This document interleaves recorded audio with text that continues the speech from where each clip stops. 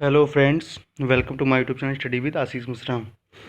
Friends, इस video में हम आप सभी से डिस्कस करने वाले हैं वैदिक काल से संबंधित प्रश्न जो कि सभी कम्पिटिटिव एग्जाम के लिए यूज़फुल हैं। दोस्तों, इससे पहले अगर आपने हमारा चैनल सब्सक्राइब नहीं किया है, ज़रूर सब्सक्राइब करें। वीडियो पसंद आए तो लाइक करें, वह भी अपने दोस्तों के पास शेयर करें। दोस्तों, शुरू करते हैं वीडियो।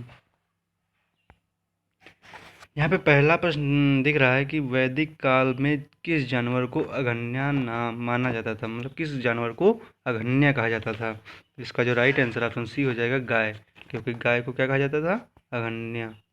अगला प्रश्न है कि वैदिक कर्मकांड में होता का संबंध है। एक शब्द था होता, तो इसका संबंध किससे है, ऋग्वेद से, सामवेद से, यजुर्वेद से या अथर्ववेद से। तो इसका राइट आंसर ऋग्वेद हो जाएगा, ऑप्शन ही सही हो जाएगा। सत्यमेव जयते किस उपनिषद से लिया गया तीसरा प्रश्न है। तो इसका जो राइट आंसर ऑप्शन ए हो जाएगा, मुंडकोपनिषद। अगला प्रश्न है कि ऋग वैदिक काल के प्रारंभ में निम्न में से किसे महत्वपूर्ण मूल्यवान संपत्ति समझा जाता था। तो इसका राइट आंसर ऑप्शन बी हो जाएगा, गाय को, क्योंकि तब गाय जिसके पास ज़्यादा होती थी वह मूल्यवान समझा जाता था या बड़ा आदमी समझा जाता था। सतसहस्त्री संहिता उपनाम निम्नलिखित में से किस ग्रंथ का है। तो इसका राइट आंसर ऑप्शन डी हो जाएगा, महाभारत का। निम्न में से किस नदी को ऋग्वेद में मातेतमा, देवीतमा एवं नदीतमा संबोधित किया गया है। तो इसका राइट आंसर ऑप्शन बी हो जाएगा, सरस्वती नदी को। ऋग्वेद में उल्लिखित यव शब्द किस कृषि उत्पाद हेतु प्रयुक्त किया गया है। तो 7 का राइट आंसर ऑप्शन ए हो जाएगा, जव। उस जनजाति का नाम बताइए जो ऋग्वैदिक आर्यों में पंचजन से संबंधित नहीं है। तो डी का राइट आंसर ऑप्शन 8 का राइट आंसर डी हो जाएगा, किकिट। ऋग्वैदिक पावनी किस वर्ग के नागरिक थे। तो इसका राइट आंसर ऑप्शन डी हो जाएगा, व्यापारी थे। 10वां प्रश्न है, प्राचीन काल में आर्यों के जीविकोपार्जन का मुख्य साधन क्या था। तो जीविकोपार्जन का मुख्य साधन जो है इनकी कृषि था, यानी कि ऑप्शन ए सही हो जाएगा, ऋग्वैदिक युगीन सभा। तो इसका राइट आंसर ऑप्शन सी हो जाएगा, मंत्रिपरिषद थी। अगला प्रश्न है, पुराणों की संख्या कितनी है। तो पुराणों की संख्या 18 है, यहाँ पे ऑप्शन दिए हुए हैं। तो इसका राइट आंसर ऑप्शन बी हो जाएगा, 18।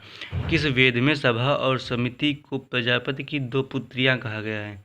तो इसका राइट आंसर ऑप्शन डी हो जाएगा, अथर्ववेद। गायत्री मंत्र किस पुस्तक से मिलता है। तो इसका राइट आंसर ऑप्शन सी हो जाएगा, ऋग्वेद से। आयुर्वेद अर्थात जीवन का विज्ञान का उल्लेख सर्वप्रथम मिलता है, कहाँ मिलता है। तो अथर्ववेद में मिलता है, यानी कि ऑप्शन डी सही हो जाएगा। सर्वाधिक ऋग्वैदिक सूक्त समर्पित हैं, किसको समर्पित हैं। तो 16 का राइट आंसर ऑप्शन बी हो जाएगा, इंद्र को। निम्न में से किसे ऋग्वेद में युद्ध देवता समझा गया था।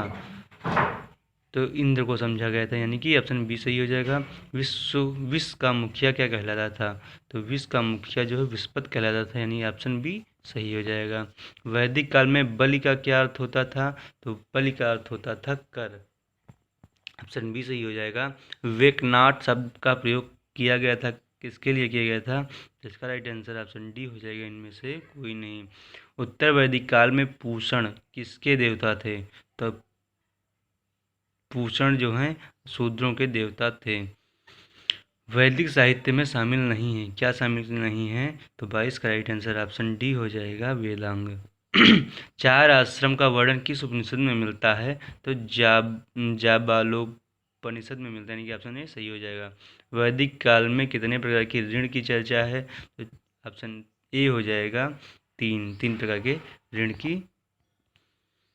उत्तर वैदिक काल में किस देवता का महत्व बढ़ा। तो इसका राइट आंसर सी हो जाएगा, प्रजापति का। उपनयन समारोह में क्या होता है। तो पता होगा आप सभी को, उपनयन पवित्र जनेऊ धारण कराया जाता है बच्चे को, यानी कि ऑप्शन सी सही हो जाएगा। वेदों के गद्य प्रकरण को क्या कहते हैं। तो वेदों के गद्य प्रकरण को ब्राह्मण कहते हैं।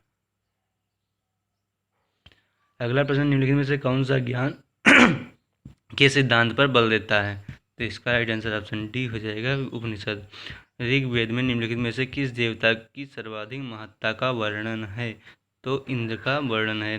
निम्न में से किस भारतीय पुरातन ग्रंथ में अपराध और अपराधी का जिक्र आता है, तो इसका राइट आंसर ऑप्शन डी हो जाएगा उपयुक्त सभी का। शतपथ ब्राह्मण और तौत्रीय ब्राह्मण में ब्राह्मण मूल पाठ हैं, तो इसका राइट आंसर डी हो जाएगा यजुर्वेद।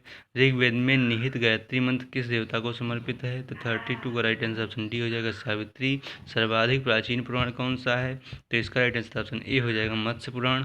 निम्न में से कौन सा उपवेद नहीं है, तो इसका जो है राइट आंसर ऑप्शन डी हो जाएगा योग वेद। और आज का अंतिम प्रश्न है कि वैदिक देवता इंद्र किसके देवता हैं, तो इसका राइट आंसर ऑप्शन सी हो जाएगा वर्षा व चक्रवात के।